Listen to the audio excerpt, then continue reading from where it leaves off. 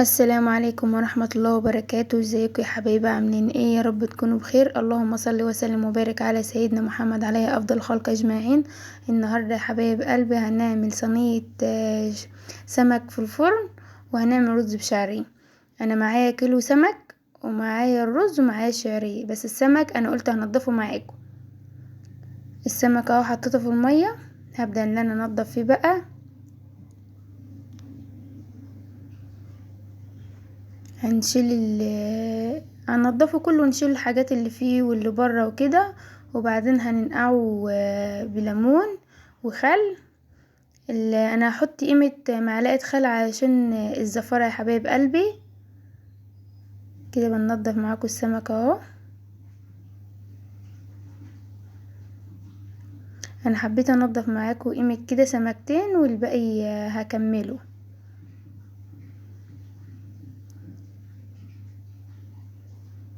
انا بحب اشيل وش السمكة دي وبشيل العينين كمان.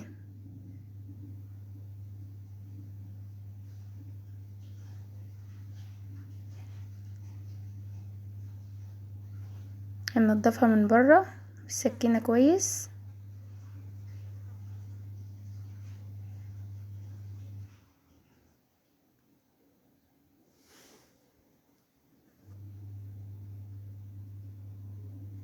كمان من الاتجاه التاني.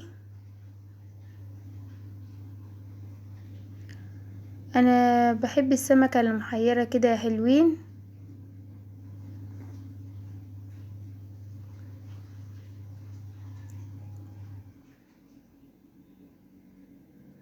هنفتحها بس مش هنفتحها كلها علشان الحشوة اللي انا هحطها فيها.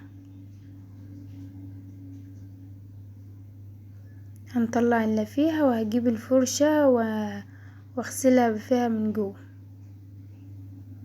عشان السمار كل اللي فيها جوه ده يطلع، والدم والحاجات الناعمة اللي بتبقى جوه دي.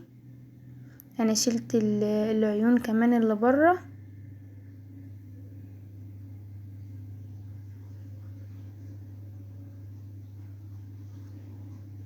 هجيب بقى الفرشة وادخلها في قلب السمكة من جوه، وادعكها كده كويس تحت المية علشان كل اللي فيها ينزل.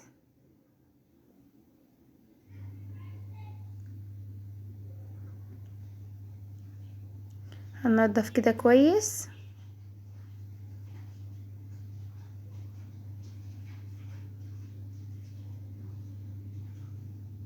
تمام.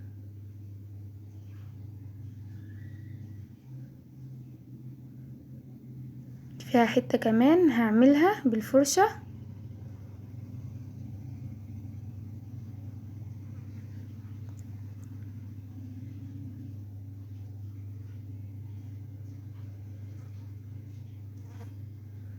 هي لسه فيها حتة كده من جوه، بس انا كمان هنضفها وهعيد عليها غسيل تاني قبل النقع. ننضف دي كمان معاكم.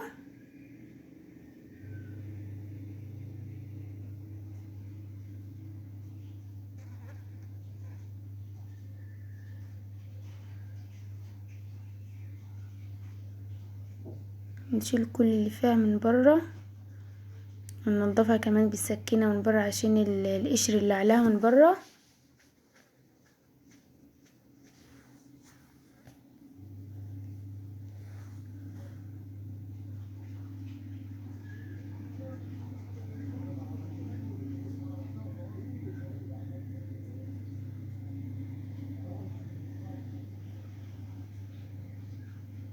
السمكة كانت عاوز تهرب مني يا حبايبي.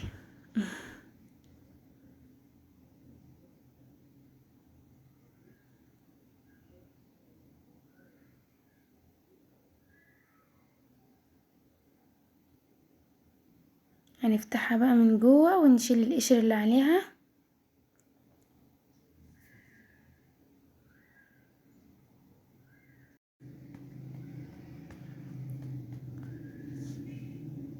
هنضفها بقى من بره كده بالسكينة.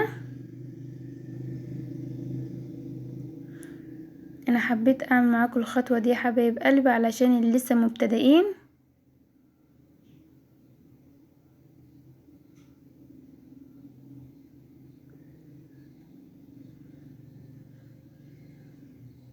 والاتجاه التاني كمان.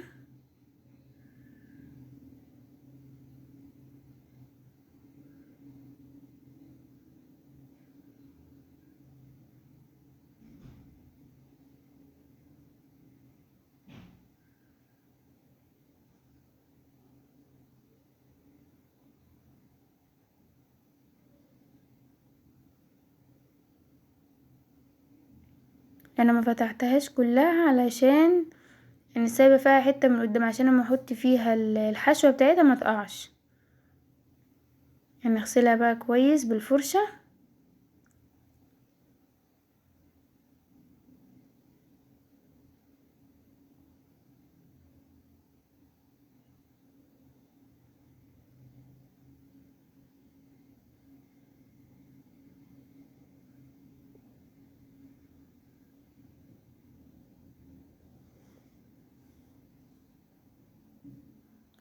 كده تمام يا حلوين. انا هخلص كل الكميه اللي في الطبق ده وهرجع لكم تاني.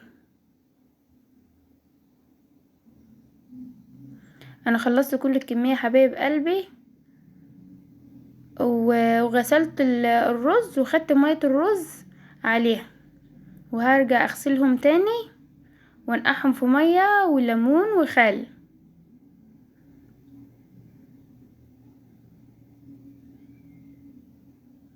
ما شاء الله.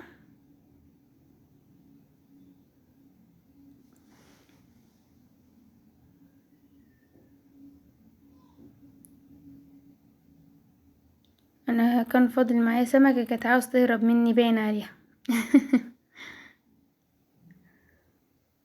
كده خلصنا كل الكمية تنظيف من جوه.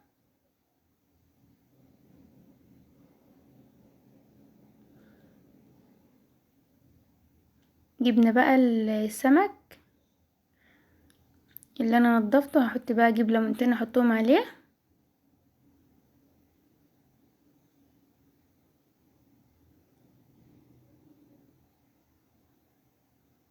نحط كمان ميه. اجيب الليمون الاول اعصرهم في قلبهم من جوه ومن بره علشان ايه ريحة الزفارة.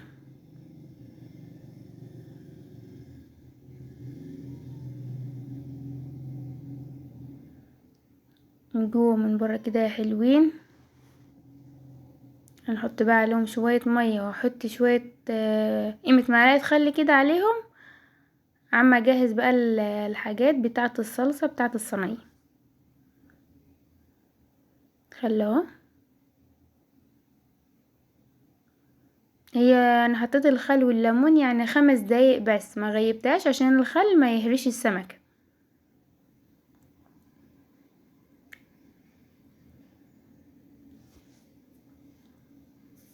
ده الرز طبخته معاكم. هو كان لسه غالي من المية. هقلبه.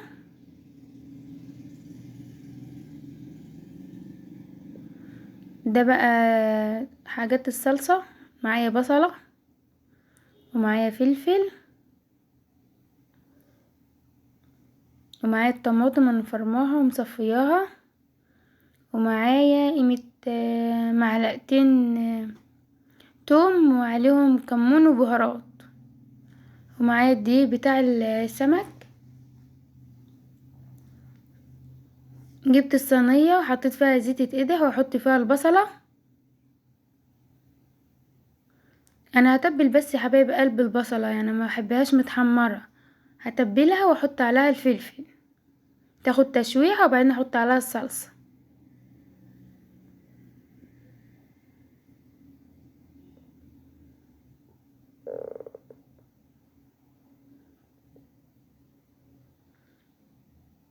انا بفردهم في الصينية كلها.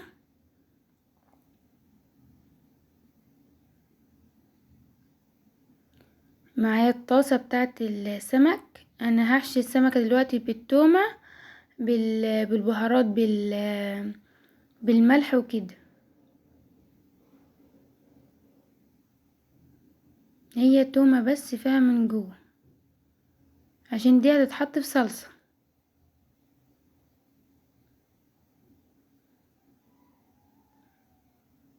اقلبها كده كويس في الدقيق وانفضها، احطها تاني في الدقيق عشان الحتت البيضة كلها يجي عليها دقيق. تمام كده ما شاء الله. نعمل التانية كمان. التومة انا بمسكها في قلب السمك من جوه، بدعكها فيها.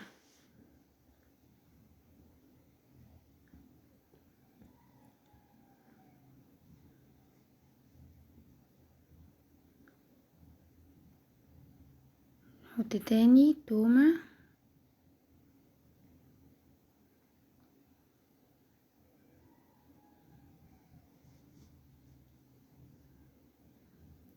ونحطها في الدقيق ونقلبها كويس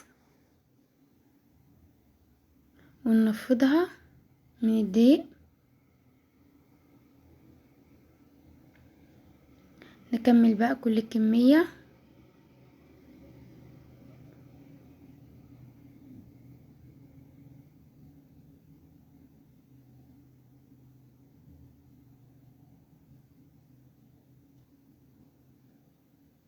ما تنسوش يا حبايب قلبي الاشتراك وتفعيل الجرس عشان يوصلكوا كل جديد.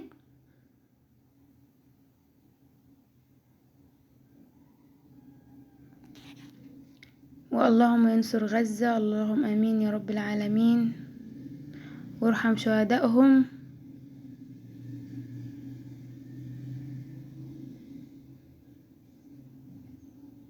كده خلصنا كل كمية السمك. هنحطهم بقى نقلهم في الزيت.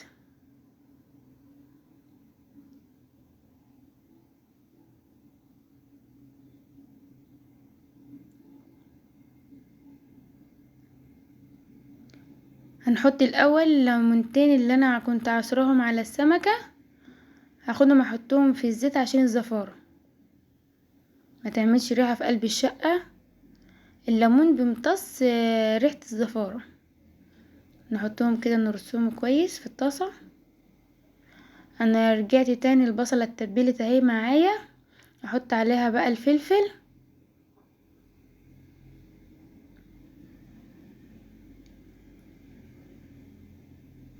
فلفل يا حبايبي.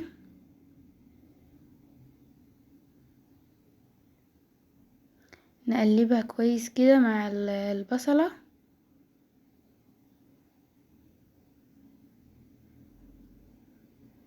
هنحط بقى الطماطم ونقلبها واحط كل البهارات. هحط بهارات سمك وكمون وفلفل اسمر وملح.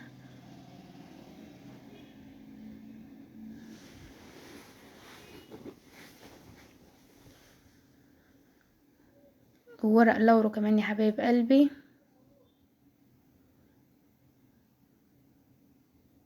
السمك على فكرة بيحب البهارات.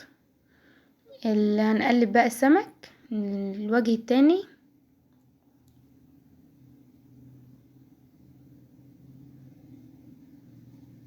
احنا قلبناه كده وسيبناه يعني قيمة 5 دقايق كمان وطلعناه. وده الدور التاني هنقلبهم.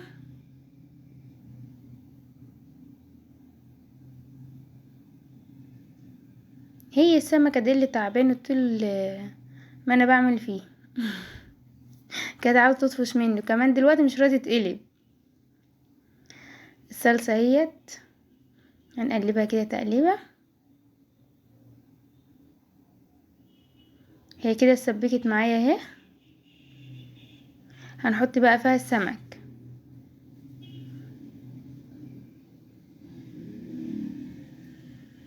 وبعد بقى يا حبايب قلبي ما نحط السمك هندخلها في الفرن.